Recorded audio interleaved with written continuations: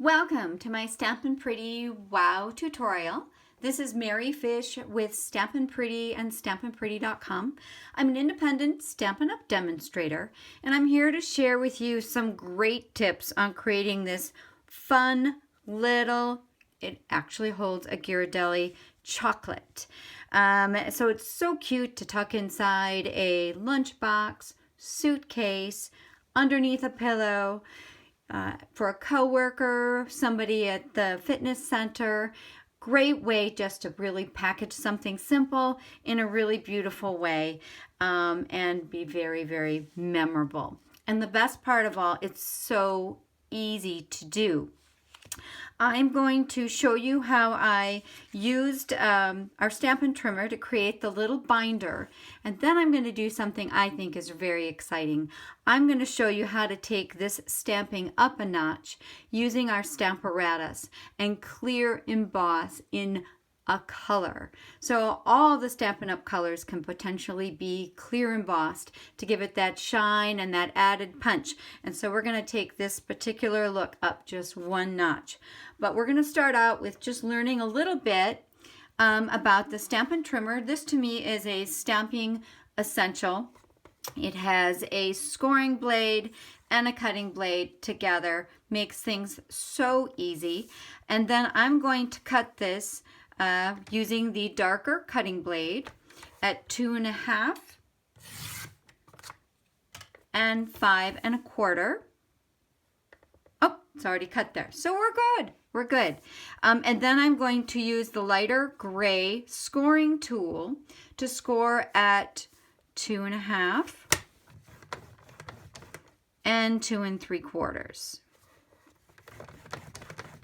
That essentially creates that little spine I told you about to give it some width. See how that works? Hopefully I've got this in a good spot. So let's go back to this, and I want to tell you about some of the things that I added to make this look really pretty, because it's going to apply to the second one that we make. For starters, I use, to me, an ultimate love and Valentine's Day stamp set called Heart Happiness. I know you might be getting a little bit of reflection from the lights because it has a plastic cover, but you can see it creates all of these hearts. I used the stripe heart as well as this little solid heart on the project. And then I used Petal Palette for the word love. You can see that I actually stamped I just love you and then just used paper snips to snip that part out. I also used some of our linen thread to kind of tie in the crumb cake below, as well as this gorgeous sweet sugar plum striped grosgrain ribbon. To create this perfect little square with the stitching, I used what I consider as a Stampin' Up! Paper Crafter's Essential called Stitched Shapes Framelits Dies. They coordinate also with our layering squares, layering circles, and layering ovals. And then you can use them within each other or with those complementary shapes to create frames. Really, really cool. And then this little heart, the stripe heart, I used our Sweet and Sassy Framelits dies, which is a great collection of both curvy and the more conventional heart. And I used this little heart that is, it's designed to work with perfectly. So I think that gives you a good idea of what the basics are. And let's talk about stamping and heat embossing in all those Stampin' Up! Colors. Here is the Stamparatus. It is the Stampin' Up! Stamp positioning tool. It has amazing features like a double hinge system that will allow you to go up to as many as 4-step stamping. I'm just going to do 1-step stamping, meaning I just need one image on one plate that will fold over. But these do come out and they flip, and there's lots more information. I did another video, which I'll do my best to remember to add in the comment section on YouTube. So I have cut that little square using the Stitch Shapes Framelits dies, and then I am going to use this little solid heart. I'm going to just figure out where I can place it. It's nice with the photopolymer stamps because I can see exactly where I want to have it. Now with the Stamparatus, it works with both red rubber stamps as well as these clear photopolymer stamps. With the clear stamps, you actually have this little cushion that provides just the right amount of height.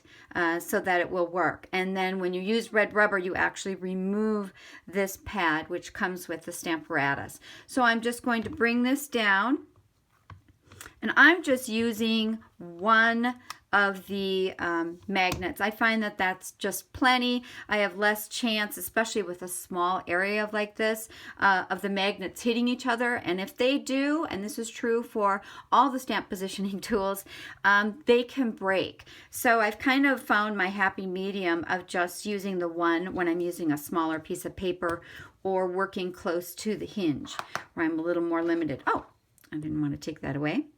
Then the other thing I learned, and I'm on a learning curve with you right along with this, is that when I use a full-size stamping pad, it can get into the hinge unless I'm really careful and looking from the side. So at the advice of some of my fellow stampers, I got some of our uninked spots. This one is Sweet Sugar Plum. And this one is Dapper Denim that we're going to work with today.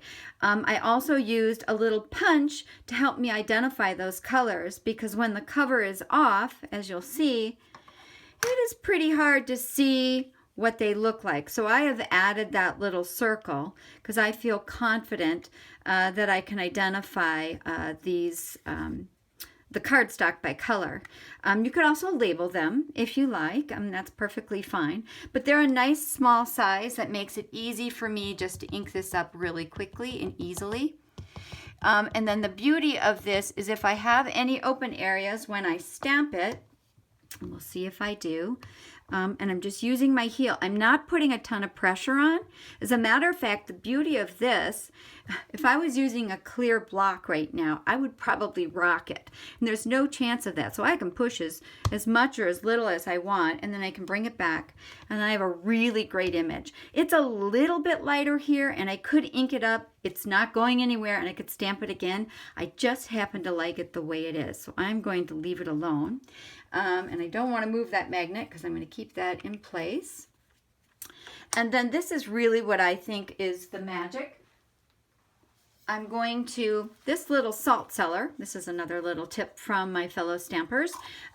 This is a little salt cellar that I got on Amazon, and it helps keep my absorber cloth a little bit moisture longer. So my absorber cloth is what I'm going to use to clean and clean simply. I talk about it more in my other video, and I'll also share the link on where you can purchase it on Amazon. So I'm just going to give that a little quick clean. Works amazing. You can even clean up the area around it if you do use a larger pad or you get a little ink on the block. So then we are going to use some of our Versamark embossing powder, and I'm just going to, I could actually make a little ink spot probably for this, but I didn't. Let me just make sure I'm working from an angle, which is why my voice changed a little, because I'm going from the side, just making sure without overdoing it that I'm getting plenty on there. I'm going to look as I put it down, and yeah, it looks like I've got a nice, so I'm just going to push and just make sure I get it nice and even with my heel of my hand. Again, if you have any issues with wrists and things, I don't think you'll have any problem. I just like to make sure I'm getting nice even coverage and I'm not pushing super hard. So I'm going to pick that up.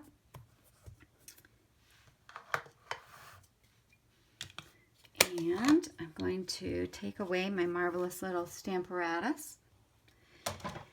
And I use a little piece of grid paper to heat emboss.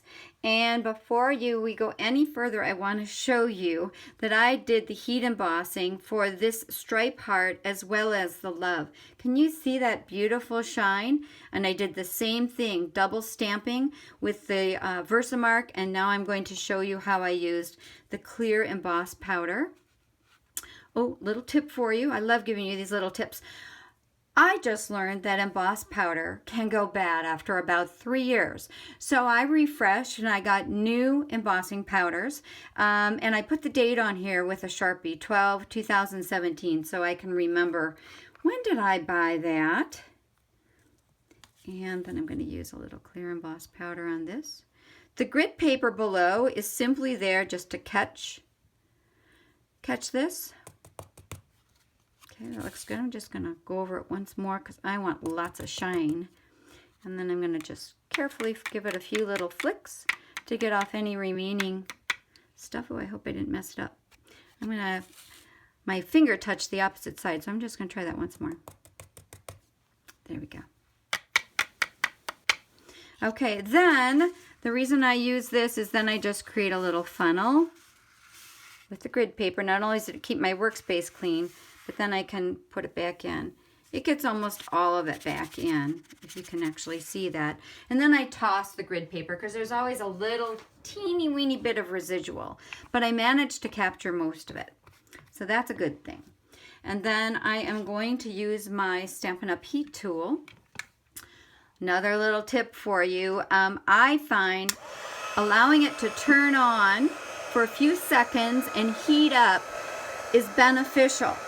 Clear embossing powder, it doesn't matter quite as much, but it avoids some of the flyaway that can happen when it's still cold and blowing. So give it a few seconds to get hot.